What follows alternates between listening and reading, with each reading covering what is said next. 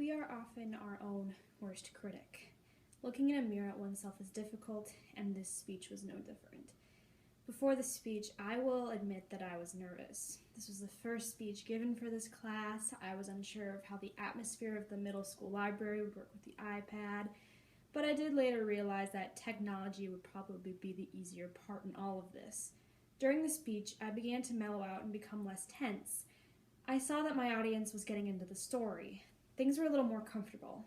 By the time I was done, I felt totally fine and relieved to be done with the first speech for the class. I understood that there was really nothing to be afraid of. I felt that I had very good diction and a clear tone, therefore I was easy to listen to. The content I thought was relatable to the general audience. I knew that everyone in my physical audience had seen Frozen, so they understood what I was talking about when I said that I was the stupid snowman.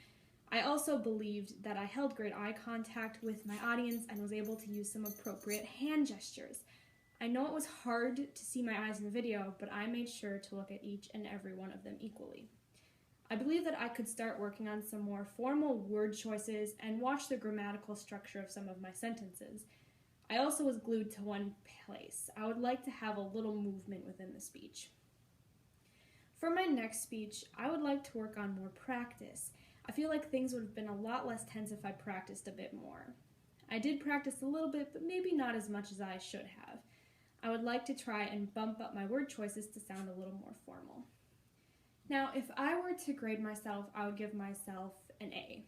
I followed the directions and provided a speech that not only included a lesson, but it let my personality shine through a little bit. And I did start with an appropriate tension getter.